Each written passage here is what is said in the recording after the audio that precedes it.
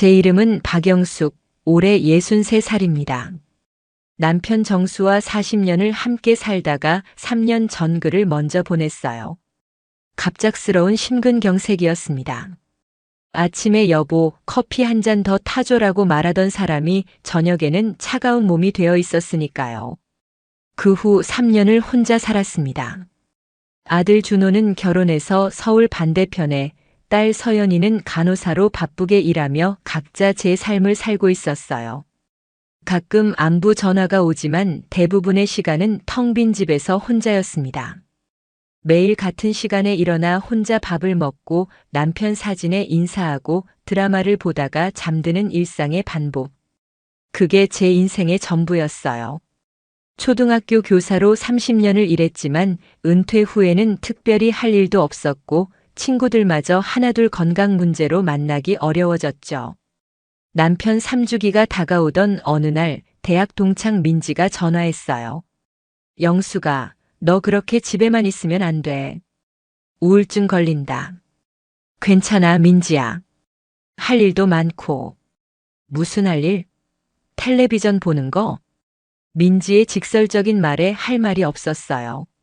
정말로 텔레비전이 제 유일한 친구였으니까요. 제주도나 다녀와.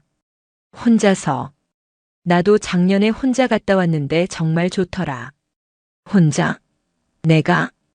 결혼 후 40년 동안 혼자 여행은커녕 혼자 영화관에 간 적도 없었어요. 항상 남편과 함께, 아이들과 함께였죠. 그래, 너. 이제 내 인생 좀 살아야지. 정수가 하늘에서 보면 답답해 죽겠다. 민지의 말이 마음에 와닿았어요. 정말로 남편이 살아있다면 뭐라고 했을까요? 아마 여보, 답답하게 집에만 있지 말고 나가서 바람이나 쐬고 와라고 했을 거예요. 그렇게 생전 처음으로 혼자 여행을 결심했습니다. 인터넷을 뒤져가며 펜션을 찾았어요. 호텔은 너무 크고 부담스러워서 작고 아늑한 곳을 원했거든요. 그렇게 발견한 곳이 서귀포에 있는 바다향기 펜션이었습니다. 사진으로 본 펜션은 정말 아름다웠어요. 바다가 바로 앞에 보이고 작은 정원에는 제주도 특유의 돌담이 있었죠. 예약 전화를 걸었을 때 받은 남자 목소리는 낮고 차분했습니다. 안녕하세요, 바다향기 펜션입니다. 저, 혹시 빈방 있나요? 3박 4일 정도로요. 언제쯤 오실 예정이세요? 다음 주 화요일부터요. 혼자 갑니다. 잠시 침묵이 흘렀어요. 아마 60대 여성이 혼자 온다는 게 특이했나 봅니다. 네, 괜찮습니다. 바다 뷰방으로 준비해 드릴게요. 공항까지 마중 나갈까요? 그 따뜻한 배려에 마음이 놓였어요. 비행기를 타는 것도 남편 없이는 처음이었습니다. 김포공항에서 제주공항까지 짧은 비행이었지만 가슴이 두근거렸어요. 새로운 곳으로 가는 설렘보다는 혼자라는 사실이 주는 불안감이 더 컸죠. 제주공항에 내려 버스를 타고 서귀포로 향했습니다. 창밖으로 보이는 제주도의 풍경은 정말 아름다웠어요. 유채꽃이 노랗게 핀 들판, 멀리 보이는 한라산, 그리고 끝없이 펼쳐진 바다까지. 하지만 버스에서 내린 순간 문제가 생겼어요. 펜션 위치를 제대로 파악하지 못한 거예요. 스마트폰을 보며 이리저리 헤매고 있는데 누군가가 뒤에서 말을 걸었습니다. 혹시 길 찾고 계세요? 돌아보니 60대 중반으로 보이는 남자가 서 있었어요. 키가 크고 어깨가 넓었지만 인상은 부드러웠죠. 회색 머리를 단정하게 빗어 넘겼고 낡았지만 깔끔한 셔츠를 입고 있었어요. 저, 바다향기 펜션을 찾고 있는데요. 아, 거기시군요. 제가 그 펜션 운영하는 김태준입니다. 순간 얼굴이 화끈거렸어요. 전화로만 들었던 그 차분한 목소리의 주인이었거든요. 아, 죄송해요. 제가 박영숙입니다. 예약했던. 네, 알고 있어요. 차가 저기 있으니까 타세요. 짐 제가 들게요. 그의 친절한 모습에 긴장이 조금 풀렸어요. 차 안에서는 제주도 이야기를 들려주었어요. 어디가 맛집인지, 어디가 구경할 만한지 자세히 설명해 주더군요. 처음 혼자 여행이세요? 네. 남편이 돌아가신 후 처음이에요. 그 말에 태준 씨는 더 이상 묻지 않았어요. 대신 창밖 풍경을 가리키며 이런저런 이야기를 해주었죠. 펜션에 도착했을 때 입이 떡 벌어졌어요. 사진보다 훨씬 아름다웠거든요.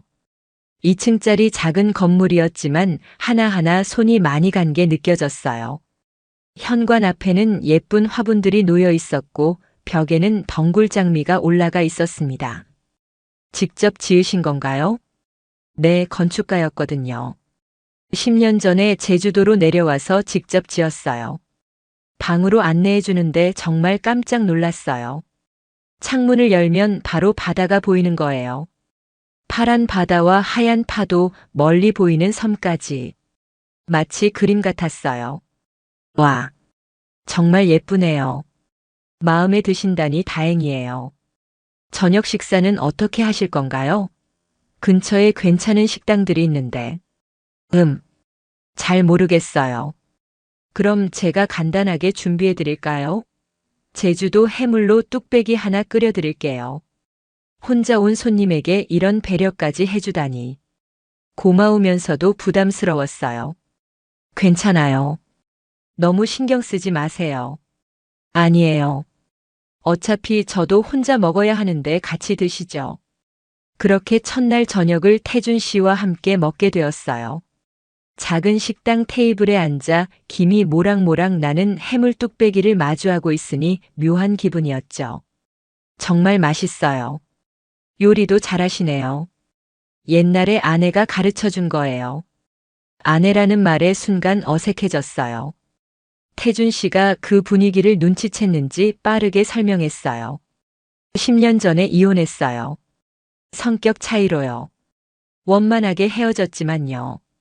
아, 영숙 씨는 남편분과 오래 사셨겠네요. 40년이요. 갑작스럽게 돌아가셔서 더 이상 말하기 어려웠어요. 3년이 지났지만 여전히 남편 얘기는 힘들었거든요. 태준 씨는 조용히 차를 우려주었어요. 구수한 보리차 향이 코끝을 간지렸죠. 힘드셨겠어요. 저도 혼자 산지 10년 됐는데 아직도 적응이 안 돼요. 그의 솔직한 말에 마음이 조금 편해졌어요. 혼자 사는 사람끼리만 아는 그 외로움을 이해해 주는 것 같았거든요. 첫날 밤 바다 소리를 들으며 잠이 들었어요. 파도가 해안에 부딪히는 소리가 마치 자장가 같았죠. 오랜만에 깊이 잠들었습니다. 다음 날 아침 일찍 일어났어요. 서울에서의 습관 때문이었죠. 창문을 열자 시원한 바닷바람이 들어왔어요. 태준 씨가 정원에서 물을 주고 있는 모습이 보였습니다. 일찍 일어나셨네요. 항상 이 시간에 일어나요. 바다가 정말 예쁘네요. 아침 산책 좋아하세요? 해변까지 5분이면 가요. 그렇게 태준 씨와 첫 아침 산책을 하게 되었어요. 좁은 오솔길을 따라 내려가니 정말로 바다가 가까이 있었어요. 모래사장에는 아직 사람의 발자국이 없었고 갈매기들만 자유롭게 날아다니고 있었죠. 여기서 매일 산책해요? 네, 10년째요. 혼자 살다 보니 규칙적인 생활이 중요하더라고요. 파도가 발밑으로 밀려왔다 나갔다 하는 걸 보며 걸었어요. 이상하게 마음이 평온해졌어요. 서울에서는 늘 무언가에 쫓기는 것 같았는데 여기서는 시간이 천천히 흘러가는 것 같았거든요. 건축가는 왜 그만두신 거예요? 나이도 들고 복잡한 도시 생활이 지쳤어요.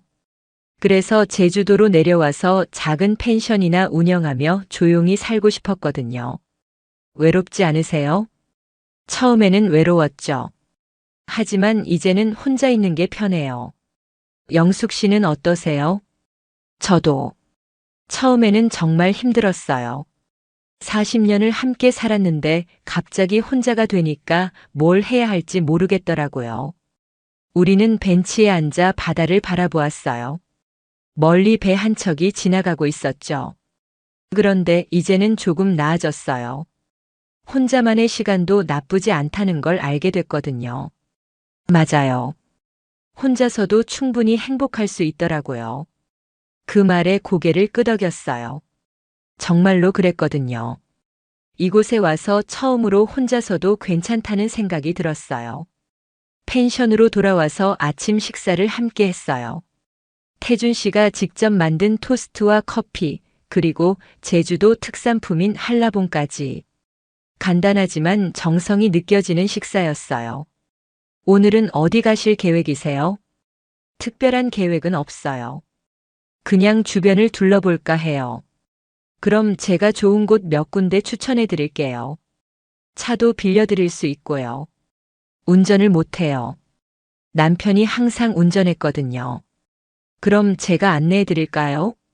어차피 오늘은 손님도 없고 할 일도 별로 없거든요. 태준 씨의 제안에 잠시 망설였어요.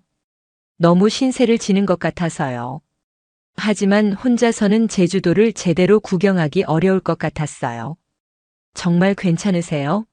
너무 폐가 되는 거 아닌가요? 전혀요. 저도 오랜만에 관광 가이드 역할을 해보고 싶어요. 그렇게 태준 씨와 함께 제주도 이곳저곳을 돌아다니게 되었어요. 먼저 갔던 곳은 정방폭포였어요. 바다로 떨어지는 폭포를 본 건 처음이었죠. 와, 정말 신기해요. 폭포가 바다로 떨어지다니.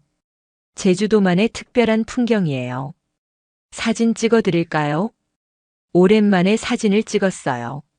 남편이 돌아가신 후로는 사진 찍을 일이 거의 없었거든요. 태준 씨가 찍어준 사진을 보니 제가 웃고 있더라고요. 언제 이렇게 밝게 웃었나 싶을 정도로요. 그 다음에는 천지연 폭포를 갔어요. 울창한 숲속에 숨어 있는 폭포가 정말 아름다웠죠. 산책로를 걸으며 태준 씨와 이런저런 이야기를 나눴어요. 교사 생활은 어땠어요? 힘들었지만 보람 있었어요. 아이들이 성장하는 모습을 보는 게 정말 좋았거든요. 지금도 가끔 제자들이 연락해와요. 멋지네요. 많은 아이들의 인생에 좋은 영향을 주셨겠어요. 그랬으면 좋겠어요. 태준 씨는 건축가 시절에 어떤 건물들을 지으셨어요? 주로 주택이나 작은 상가 건물들이요. 큰 건물보다는 사람들이 살아가는 공간을 만드는 게 좋았어요. 태준 씨의 이야기를 들으며 그가 어떤 사람인지 조금씩 알게 되었어요. 꼼꼼하고 세심한 성격, 그리고 무엇보다 다른 사람을 배려하는 마음이 있는 사람이었죠. 점심은 근처 식당에서 제주도 흑돼지 구이를 먹었어요. 혼자서는 절대 들어가지 못했을 만한 현지인들이 가는 식당이었는데 정말 맛있었어요. 여기 어떻게 아세요? 10년 동안 제주도에 살다 보니 숨은 맛집들을 많이 알게 됐어요. 관광객들이 가는 곳보다 이런 데가 훨씬 맛있거든요. 식사 후에는 섭지코지를 갔어요. 드라마 촬영지로 유명한 곳이라고 하더군요. 넓은 초원과 바다가 어우러진 풍경이 정말 아름다웠어요. 여기서 사진 한 장 더 찍어 드릴까요? 아니에요, 괜찮아요. 왜요? 기념으로 남겨두세요. 태준 씨의 권유에 못 이겨 다시 사진을 찍었어요. 이번에는 바다를 배경으로요. 바람에 머리가 날리고 있었지만 기분이 좋았어요. 저녁 시간이 되어 펜션으로 돌아왔어요. 하루 종일 돌아다녔더니 피곤했지만 마음은 가벼웠어요. 오랜만에 이렇게 충실한 하루를 보낸 것 같았거든요. 오늘 정말 고마웠어요. 혼자서는 절대 이렇게 많은 곳을 못 갔을 거예요. 저도 즐거웠어요. 오랜만에 누군가와 함께 제주도를 구경했네요. 그날 저녁도 함께 식사를 했어요. 태준 씨가 해물파전을 부쳐주었는데 정말 맛있었어요. 제주도 막걸리 한 잔과 함께 먹으니 더욱 좋았죠. 내일은 뭐 하실 거예요? 아직 정하지 못했어요. 하루 더 있고 모레 서울로 돌아가야 해요. 벌써요? 시간이 빠르네요. 태준 씨의 말에 저도 아쉬운 마음이 들었어요. 겨우 이틀인데 벌써 이곳이 편해진 거예요.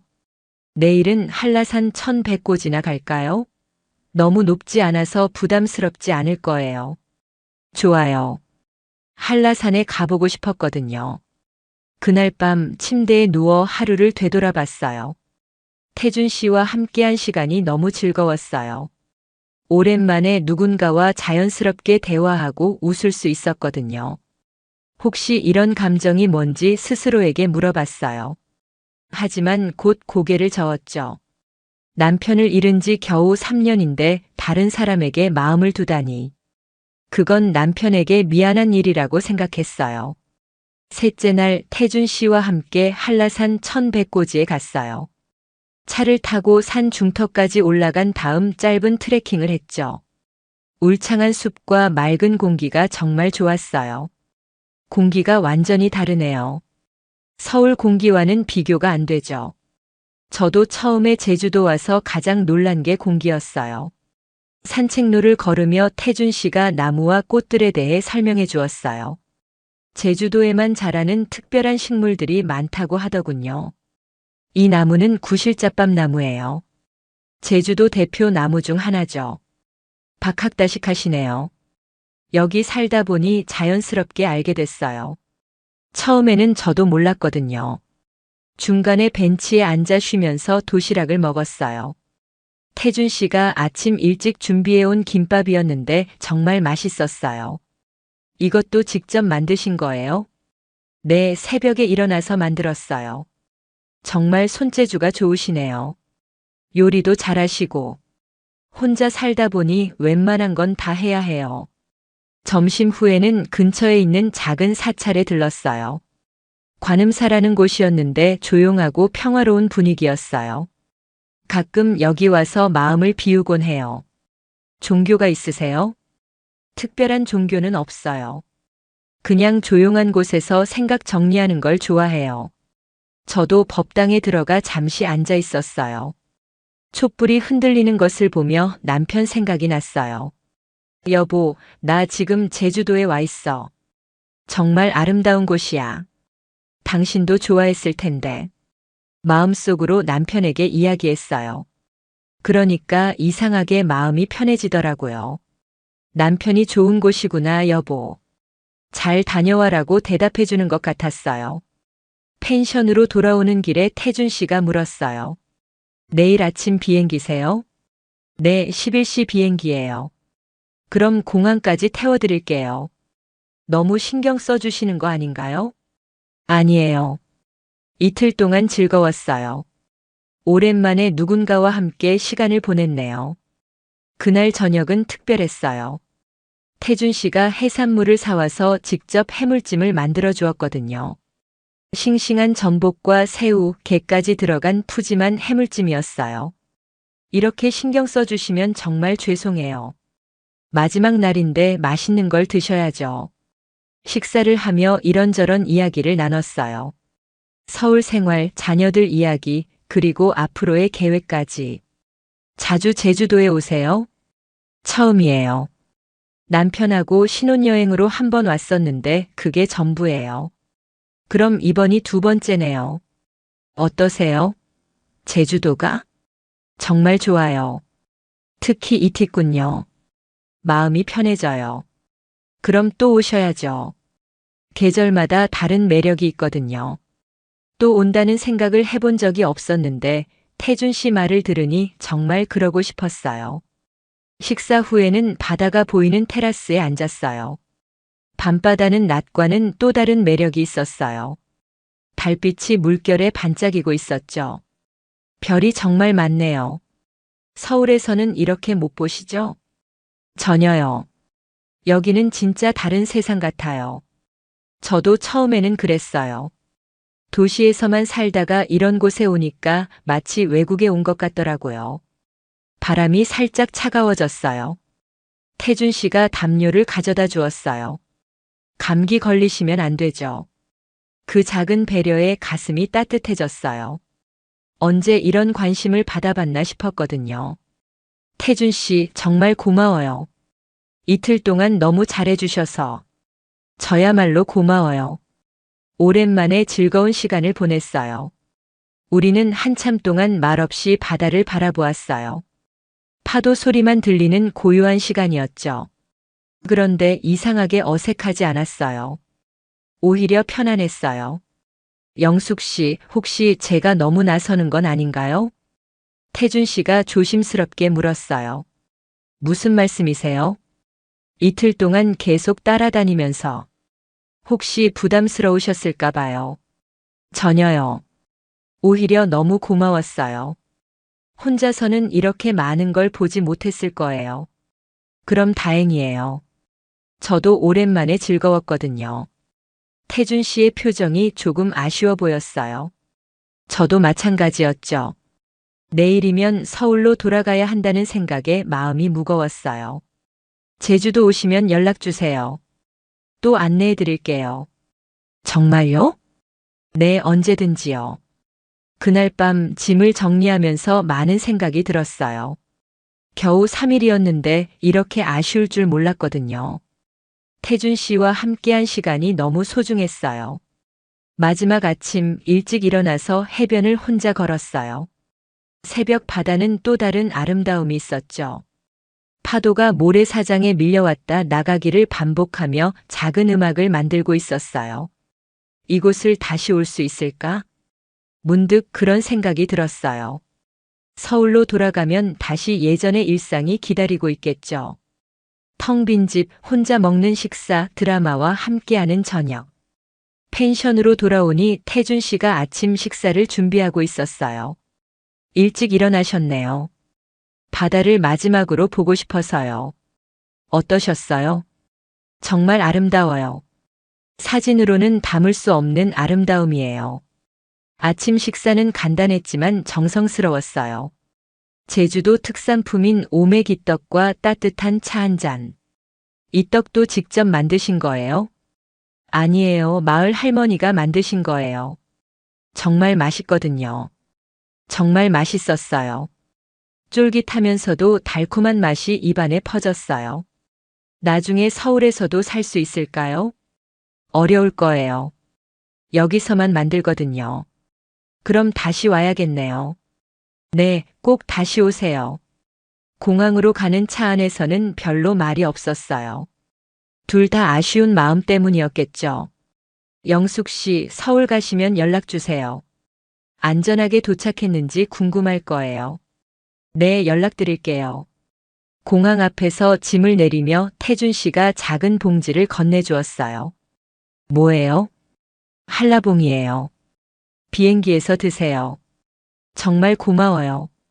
잠시 망설이다가 악수를 청했어요. 태준 씨의 손은 따뜻하고 든든했어요. 정말 고마웠어요, 태준 씨. 저야말로요. 즐거운 시간이었어요. 공항 안으로 들어가면서 뒤돌아봤어요. 태준 씨가 차 옆에서 손을 흔들고 있었어요. 왠지 눈물이 날 것 같아서 급히 고개를 돌렸어요. 서울로 돌아오는 비행기 안에서 창밖을 바라봤어요. 점점 작아지는 제주도가 아쉬웠어요. 그리고 무엇보다 태준 씨가 그리웠어요. 김포공항에 도착해서 집으로 가는 지하철 안에서 문자를 보냈어요. 안전하게 도착했어요. 3일 동안 정말 고마웠습니다. 금방 답장이 왔어요. 무사히 도착하셨다니 다행이에요. 또 놀러 오세요. 집에 도착했을 때 이상한 감정이 들었어요.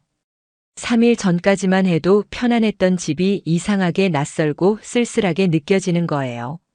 냉장고를 열어 혼자 먹을 저녁을 준비하면서 태준 씨가 해준 음식들이 생각났어요.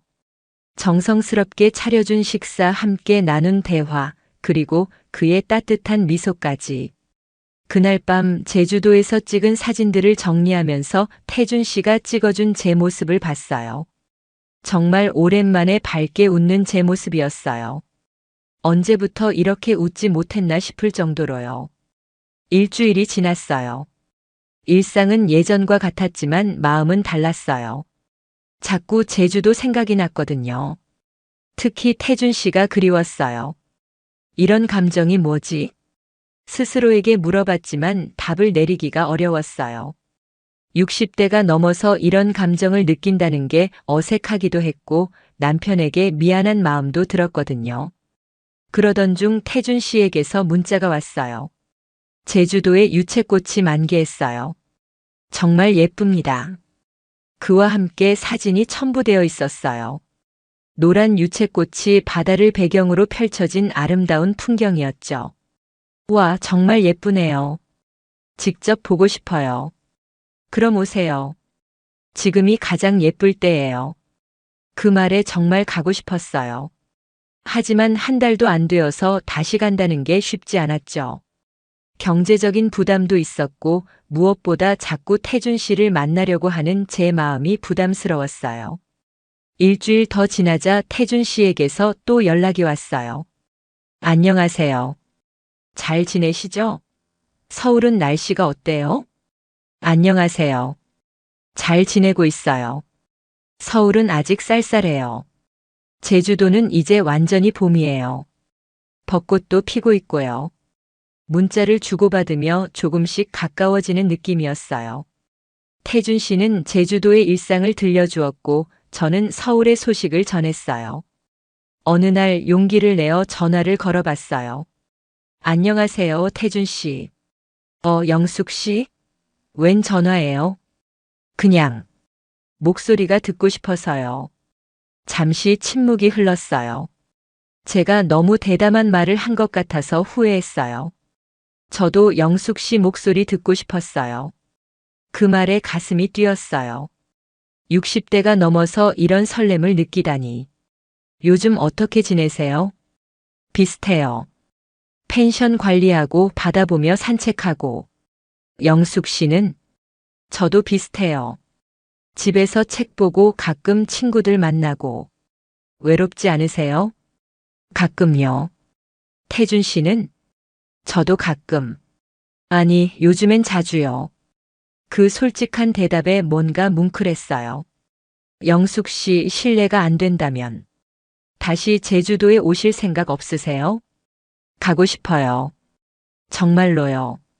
그럼 언제든 오세요. 제가 공항까지 마중 나갈게요. 그날 밤 침대에 누워 많은 생각을 했어요. 태준 씨에 대한 제 감정이 뭔지 이제 어느 정도 알 것 같았어요. 하지만 인정하기가 어려웠죠. 60대에 새로운 사람을 좋아한다는 게 말이 되나? 남편에게 죄송하지 않나? 자식들이 알면 뭐라고 할까? 온갖 걱정이 머리를 스쳤지만 한 가지는 분명했어요. 태준 씨와 함께 있을 때가 가장 행복했다는 것. 드디어 결심했어요. 한 달 후 다시 제주도에 가기로요. 태준 씨에게 전화했어요. 태준 씨, 다음 달에 또 갈 수 있을까요? 정말요? 언제쯤이요? 5월 첫째 주는 어때요? 좋아요. 그때까지 더 예쁜 곳들 알아둘게요. 전화를 끊고 나니 기분이 이상했어요. 설렘과 걱정이 함께 몰려왔거든요. 그런데 그때까지는 몰랐어요. 곧 제 인생에 큰 시련이 찾아올 거라는 것을. 5월이 되어 제주도에 다시 갔어요. 이번에도 태준 씨가 공항까지 마중 나와 주었어요. 한 달 만에 보는 그의 모습이 반가웠어요. 한 달 사이에 더 젊어지신 것 같은데요. 그런가요? 태준 씨도 더 건강해 보이세요.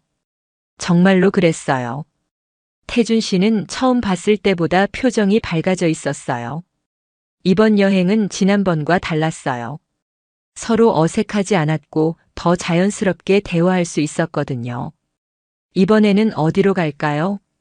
영숙 씨가 원하는 곳으로요. 조용하고 평화로운 곳이 좋겠어요. 그렇게 태준 씨와 함께 제주도의 숨은 명소들을 돌아다녔어요.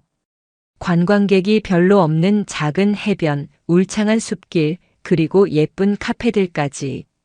둘째 날 저녁 펜션 정원에서 태준 씨가 직접 기른 채소로 저녁을 준비해 주었어요. 와, 이 채소들 다 직접 기르신 거예요? 네, 취미로 작은 텃밭을 가꾸고 있어요. 대단하세요. 저도 배우고 싶어요. 그럼 가르쳐 드릴게요. 어렵지 않아요. 그렇게 태준 씨에게 간단한 원예를 배우기 시작했어요. 흙을 만지고 씨앗을 심는 일이 이렇게 재미있을 줄 몰랐어요. 영숙 씨 손재주가 좋으시네요. 정말요? 처음 해보는 건데. 타고나신 것 같아요. 태준 씨와 함께 있으면 모든 일이 즐거웠어요. 단순한 일상도 특별하게 느껴졌죠. 셋째 날 아침 일찍 일어나서 함께 바다에 갔어요. 일출을 보기 위해서였죠. 와, 정말 아름다워요. 수평선 위로 떠오르는 해를 보며 감탄했어요. 태준 씨와 나란히 서서 보는 일출은 더욱 특별했어요. 영숙 씨. 네. 혹시 실례가 안 된다면. 태준 씨가 말을 머뭇거렸어요. 무슨 말을 하려는지 알 것 같았어요. 제가 영숙 씨를 좋아하게 된 것 같아요. 가슴이 쿵 하고 떨어지는 느낌이었어요. 제가 느끼고 있던 감정을 태준 씨도 똑같이 느끼고 있었던 거예요. 저도 그래요. 작은 목소리로 대답했어요. 60대에 이런 고백을 하게 될 줄 몰랐어요. 정말요? 네. 태준 씨와 함께 있으면 정말 행복해요. 우리는 손을 잡았어요. 주름진 손이었지만 따뜻했어요. 그런데 바로 그때였어요. 태준 씨가 갑자기 가슴을 움켜쥐며 괴로워하기 시작한 거예요. 태준 씨, 어떻게 하신 거예요? 가슴이 너무 아파요. 태준 씨가 그 자리에 주저앉았어요.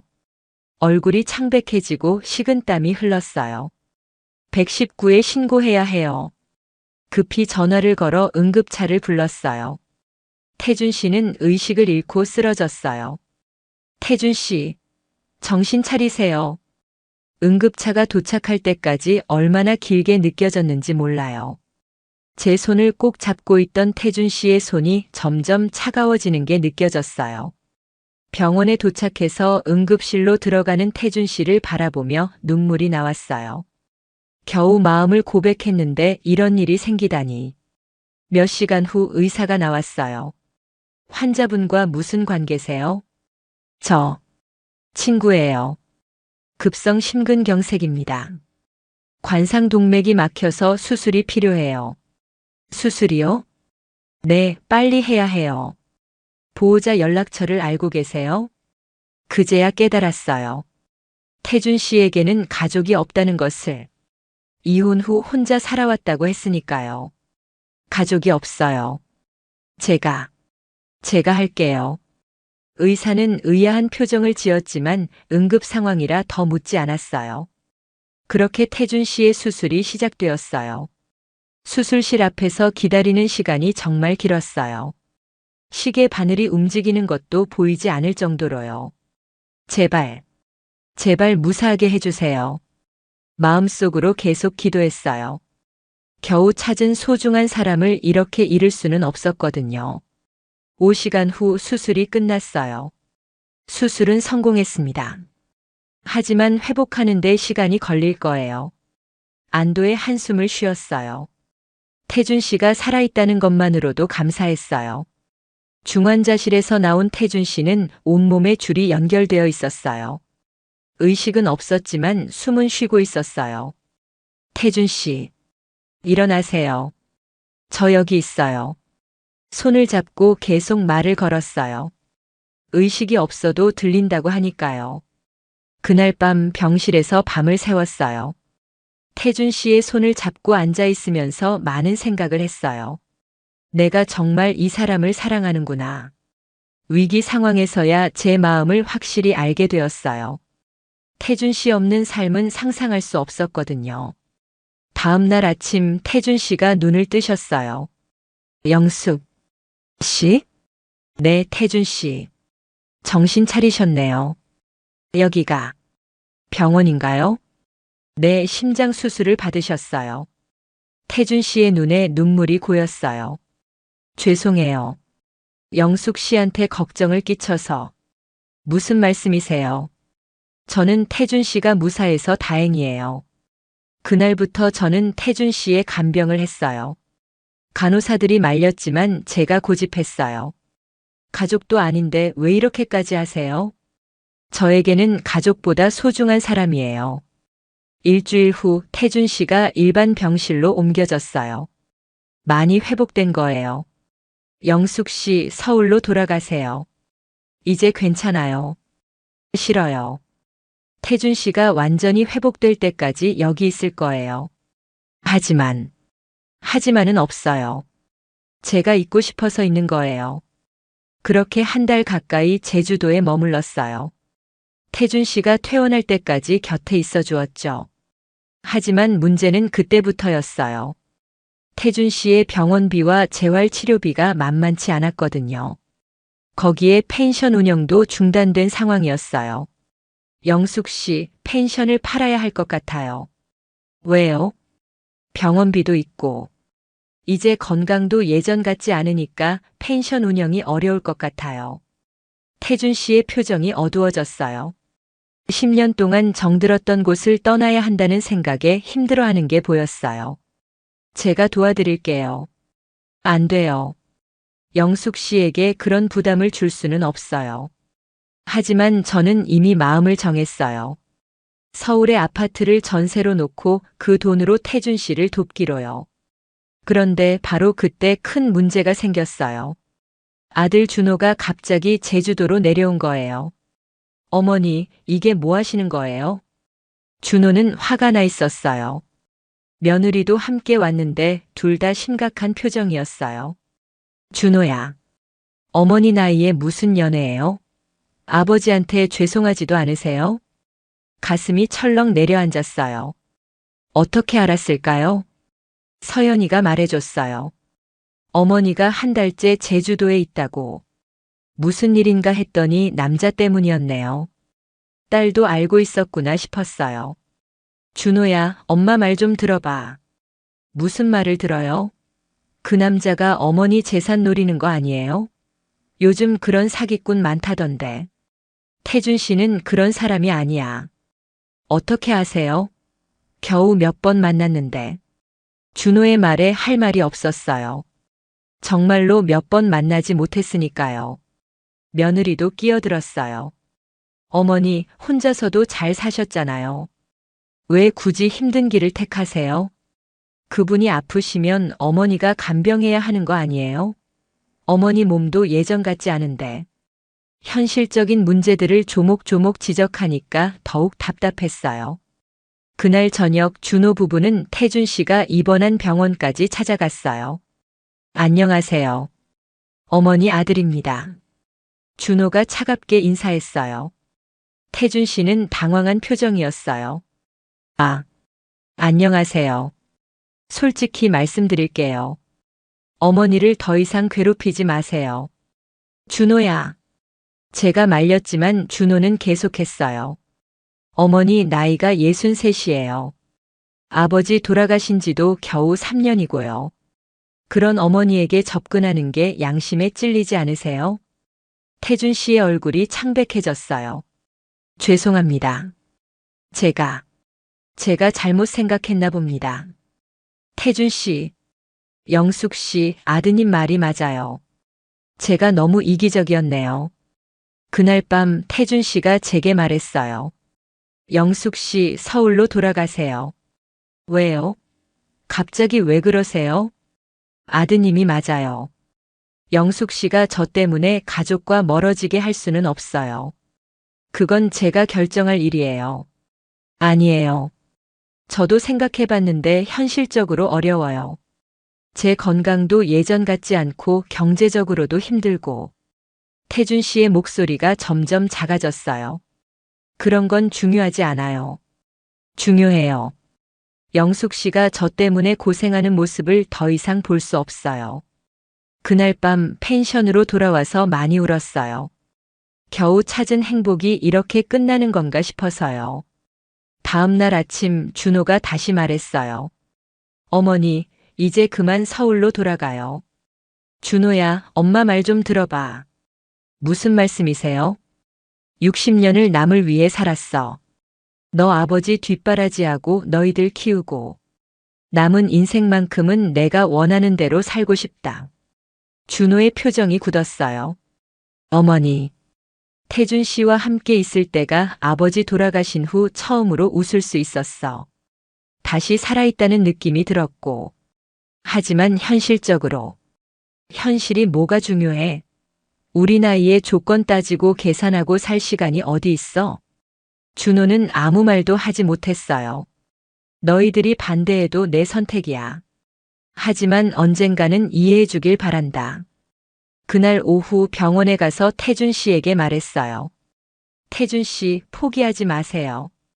영숙 씨, 저도 당신을 간병할 각오가 되어 있어요. 함께 이겨내요. 태준 씨의 눈에 눈물이 고였어요. 정말 괜찮을까요? 괜찮아요. 우리 함께 하면 뭐든 할 수 있어요. 그렇게 우리는 다시 용기를 냈어요. 현실적인 문제들이 있었지만 사랑으로 이겨낼 수 있을 거라고 믿었어요. 며칠 후 뜻밖의 도움이 왔어요. 펜션 청소를 도와주던 수미 씨와 마을 할머니들이 찾아온 거예요. 사장님, 우리가 도와드릴게요. 수미 씨가 먼저 말을 꺼냈어요. 무슨 말씀이세요?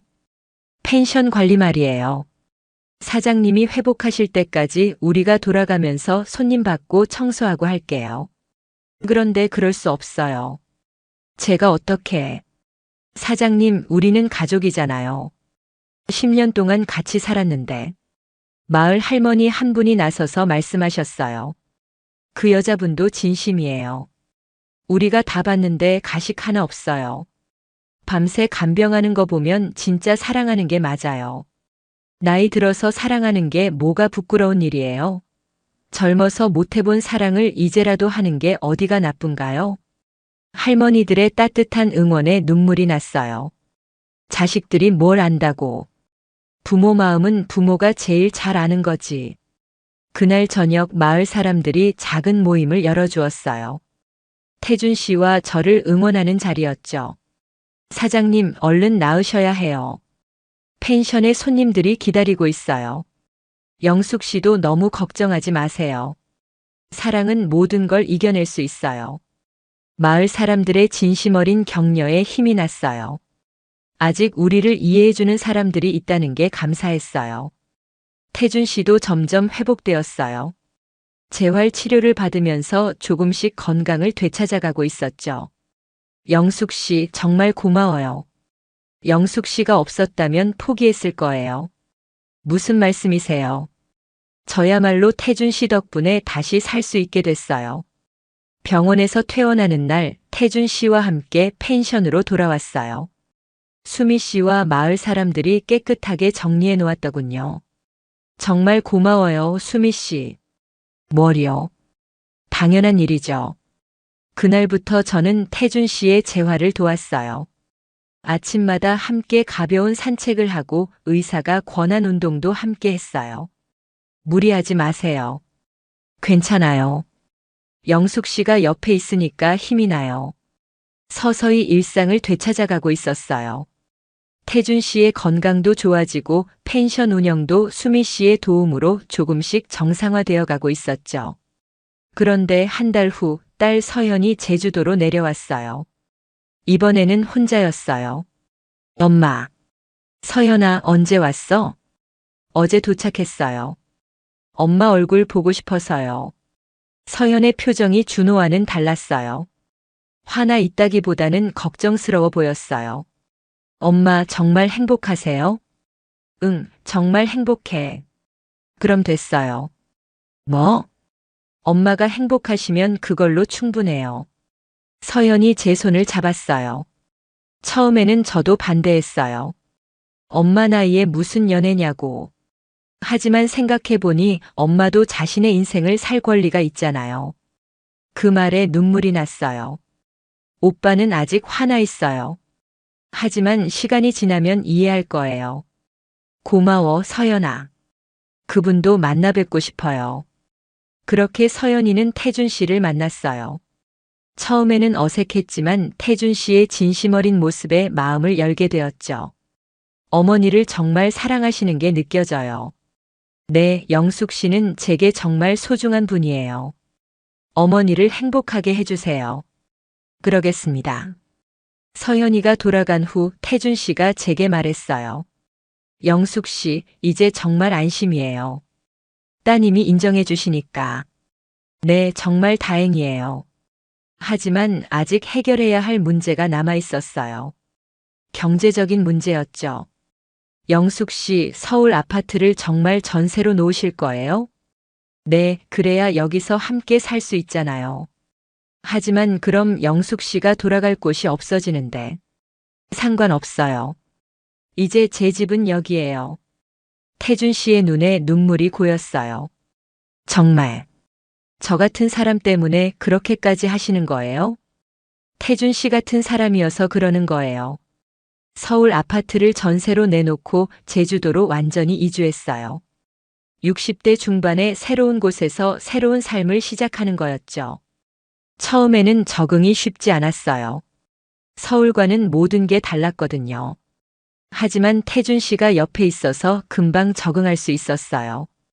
영숙 씨, 제주도 생활은 어때요? 정말 좋아요. 특히 태준 씨와 함께 있어서 더 좋고요. 그렇게 함께 생활하기 시작했어요. 아침에는 함께 바다를 보며 산책하고, 낮에는 펜션 일을 도우며, 저녁에는 함께 요리하고 차를 마시며 하루를 마무리했어요. 영숙 씨가 와주셔서 펜션이 더 따뜻해진 것 같아요. 정말요? 네, 손님들도 영숙 씨를 좋아해요. 어머니 같다고 하더라고요. 정말로 손님들이 저를 좋아해 주었어요. 특히 나이 드신 분들은 제 이야기를 듣고 부러워하기도 했어요. 할머니, 부럽네요. 그 나이에 새로운 사랑을 찾으시다니. 나이는 숫자에 불과해요. 중요한 건 마음이죠. 그런 대화를 나누며 저도 자신감을 얻었어요. 제가 한 선택이 틀리지 않았다는 확신이 들었거든요. 6개월 후 태준 씨가 특별한 제안을 했어요. 영숙 씨, 우리 결혼해요. 결혼이요? 네, 법적으로는 아니더라도 마음으로는 부부가 되어요. 어떠세요? 가슴이 두근거렸어요. 60대에 다시 결혼을 하게 될 줄이야. 좋아요. 그렇게 우리는 결혼을 결심했어요. 화려한 결혼식 대신 마을 사람들과 함께하는 소박한 잔치를 열기로 했어요. 서연이도 결혼식에 참석해 주었어요. 준호는 여전히 반대했지만 서연이가 설득해서 마지못해 왔어요. 엄마, 정말 행복해 보여요. 응, 정말 행복해. 그럼 됐어요. 오빠도 언젠가는 이해할 거예요. 결혼식 당일 펜션 정원에서 작은 결혼식을 올렸어요. 바다가 보이는 아름다운 풍경 속에서 마을 사람들과 가족들이 축복해 주었어요. 박영숙 씨, 김태준 씨를 평생 사랑하고 아끼겠습니까? 네, 그렇게 하겠습니다. 김태준 씨, 박영숙 씨를 평생 사랑하고 아끼겠습니까? 네, 그렇게 하겠습니다. 간단한 서약식이었지만 진심이 담겨 있었어요. 결혼식 후 태준 씨와 함께 바다를 바라보며 앉아 있었어요. 영숙 씨, 아니, 이제 아내라고 불러야겠네요. 어색해요. 저도요. 하지만 좋아요. 저도 좋아요.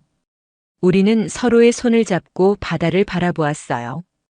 파도가 해안에 부딪히는 소리가 우리의 새로운 시작을 축복해주는 것 같았어요. 앞으로 어떻게 살까요?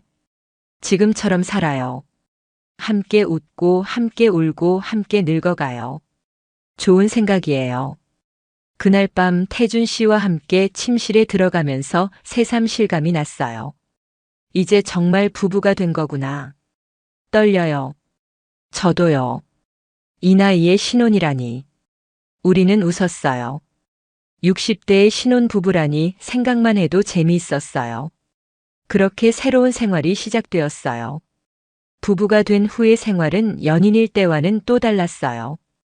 더 안정적이고 편안했어요. 아침에 일어나면 태준 씨가 차를 끓여주고 저는 간단한 아침을 준비했어요. 함께 바다를 보며 산책하고 펜션 일을 도우며 하루를 보냈어요. 손님들도 우리를 보며 부러워했어요. 할아버지, 할머니 정말 다정하시네요. 신혼이거든요. 신혼이요? 하하, 재미있으시네요. 그런 대화가 있을 때마다 우리는 웃었어요. 정말로 신혼이었거든요. 1년이 지났어요. 태준 씨의 건강도 많이 좋아졌고 우리의 생활도 안정되었어요. 펜션도 입소문을 타서 손님들이 많이 찾아왔어요. 어느 날 준호가 가족과 함께 제주도에 왔어요. 1년 만이었어요. 어머니, 준호야 잘 왔다. 준호의 표정이 예전과 달랐어요. 화가 덜 나 있는 것 같았어요. 어머니 정말 행복해 보이세요. 그래? 네, 예전보다 훨씬 밝아지셨어요.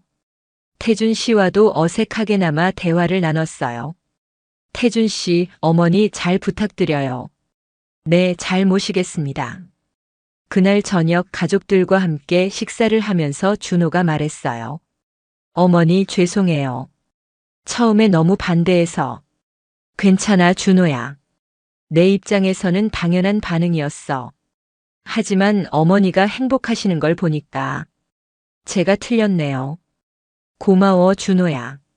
그날 밤 태준 씨와 함께 테라스에 앉아 있었어요. 이제 정말 안심이에요. 아드님도 인정해 주시니까. 네, 정말 다행이에요. 영숙 씨, 저와 결혼해서 후회하지 않으세요? 전혀요. 오히려 더 일찍 만났으면 좋았을 텐데 하는 생각이 들어요.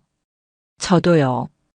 우리는 별이 쏟아지는 하늘을 바라보며 앉아 있었어요. 60대에 찾아온 늦은 사랑이었지만 그 어떤 사랑보다 깊고 진실했어요. 2년이 더 지났어요. 이제 저는 65세, 태준 씨는 67세가 되었어요. 나이는 더 들었지만 마음은 더 젊어진 것 같았어요. 펜션도 제주도에서 유명해졌어요.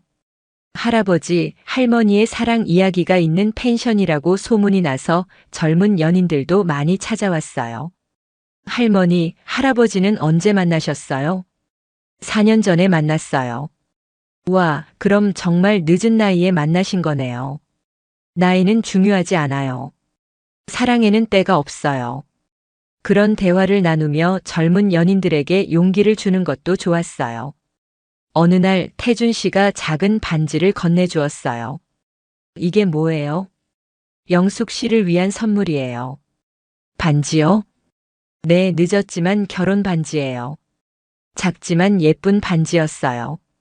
태준 씨가 직접 고른 거라고 했어요. 고마워요, 태준 씨. 앞으로도 평생 함께 해요.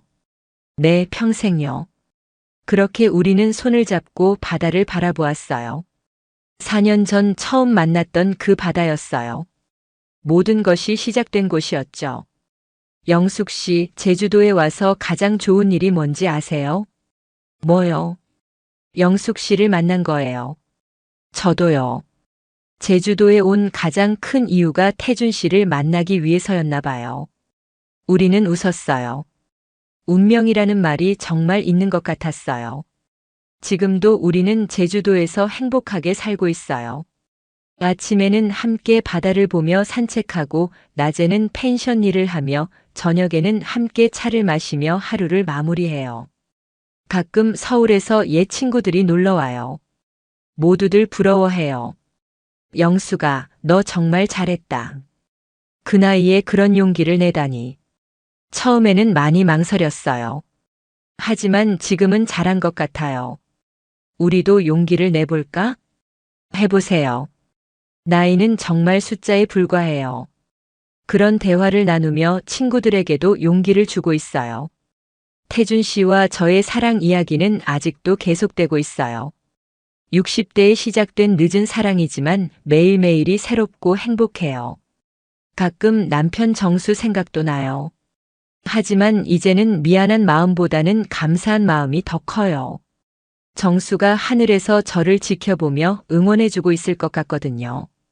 여러분도 나이 때문에 포기하지 마세요. 진정한 사랑은 언제든 다시 시작될 수 있어요. 그리고 그 사랑이 진실하다면 모든 어려움을 이겨낼 수 있어요. 60대에 저도 새로운 사랑을 찾았는데 여러분이라고 못할 게 없잖아요. 오늘 이야기가 마음에 드셨다면 좋아요와 구독 부탁드려요. 여러분의 작은 관심이 저에게는 큰 힘이 됩니다. 그리고 혹시 비슷한 고민을 하고 계신 분들이 있다면 용기를 내세요. 인생은 끝날 때까지 끝난 게 아니니까요.